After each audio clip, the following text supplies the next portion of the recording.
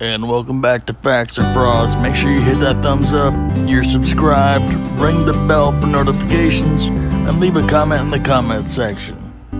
And today we give you an update on the rise of the Moors in court. A Massachusetts district judge today granted a month-long extension to the prosecutor overseeing the rise of the Moors case after the district attorney's office claimed it needed additional time to process evidence. Assistant District Attorney Graham Van Epps requested a 30-day stay since the case involved 10 defendants and an allegedly large number of firearms. The weapons have been submitted to the state's lab for processing, including checks for ballistics, criminality, and even DNA evidence. It was the second time that the prosecutor's office had sought additional time.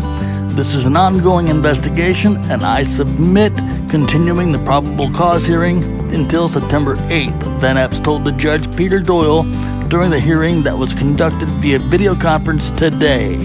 Epps' motion to delay the proceedings until September 8th was granted by Doyle, who said he expected the Commonwealth to have moved to indict the men by then. Last month, Van Epps used a similar argument before a different judge. The defendants were detained July 3rd after an hours-long standoff with the state police on Route 95. The group traveling through Massachusetts to Maine from Rhode Island were stopped on the side of the highway in the early morning hours. When the trooper stopped to offer assistance, according to reports, the trooper found the men were wearing tactical-style gear and armed with rifles and pistols. The impasse finally ended with their arrest. The men claimed they were traveling to property they owned in Maine for training and posed no danger. At the judge's request today, all of the defendants appeared via an internet link. The judge, who does not usually sit in the Malden District courtroom, requested his image not appear on camera, and about 30 supporters, some wearing fez headwear, turbans, and other Moorish-style attire, were in the courtroom today supporting the men. Several attorneys were also present in person. Some had been retained as official counsel. Others appeared on standby basis as several of the men had petitioned the court to represent themselves. Christian Williams of the Harvard Law School Criminal Justice Institute appeared for Omar Malik Antonio L., complained of the state's motion for continuance and said the state lacks good cause for the delay. While an ongoing grand jury criminal investigation is a factor in granting continuance, it is only a factor, not a prime reason for granting a continuance, argued Williams, adding the state doesn't even have that, just a date for the proceedings to start September 1st. In presenting his argument to release the men, Williams likened the day's bench hearing to the start of a criminal trial. The state, he said, appears woefully unprepared to proceed. If the Commonwealth doesn't have evidence, it doesn't have probable cause, Williams argued, adding that delaying the hearings allows the state more time to support its allegations. Van Epps reiterated his argument that the large amount of evidence has yet to be gathered, reviewed, processed, and then released as part of discovery to the defendants and their representatives. In representing himself in the proceedings, Jamal Tavon Sanders Latimer, also known as Jamal Talib Abdullah Bey, objected to the hearing, claiming that the Commonwealth of Massachusetts does not have merit to move the case. If this were about justice, you would hear this as one case. All of us would be detained together and we would be charged as a militia, Jamal Talib Abdullah Bey said via Zoom. The state is keeping the 10 men in jail with no merit, no cause, and I'm ready to move today. If one is innocent until proven guilty, we are innocent and you must release us as there is no crime, said Jamal Talib Abdullah Bey. We are not guilty of anything, but we cannot see our families, our fathers, our daughters. The state is taking its sweet time.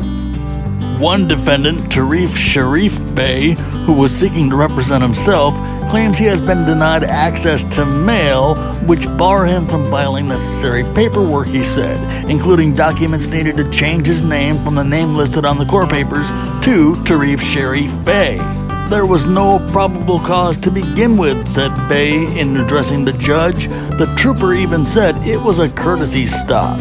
The men have argued they were exercising their Second Amendment rights to keep and bear arms, as well as the inalienable right to have a well-regulated militia at the time of their arrest. The group has filed suit in U.S. District Court in Rhode Island, challenging the state court jurisdiction in Massachusetts over the criminal charges facing the men who claim they are sovereign citizens of Moroccan descent and immune from state law. The Moors filing cites from the Treaty of Peace and Friendship of 1787 between the Empire of Morocco, which no longer exists, and the United States. The group is also suing the individual state troopers involved in the impasse, as well as several media outlets, including AT&T News Media, which owns CNN, Comcast NBC Universal News Media, Viacom News Media, News Corporation News Media, and CBS News Media.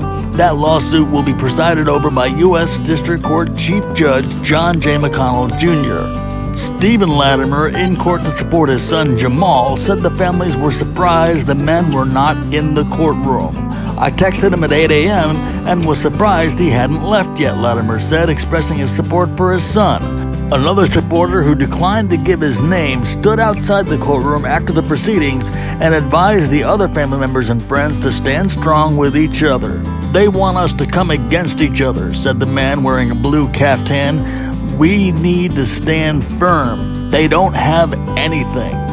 However, the next court date will be September 8th because of the granted month-long extension to the prosecutor overseeing the Rise of the Moors case after the district attorney's office claimed it needed additional time to process the evidence.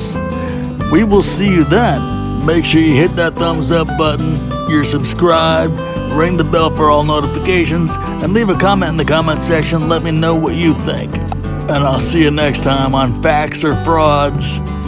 Take care.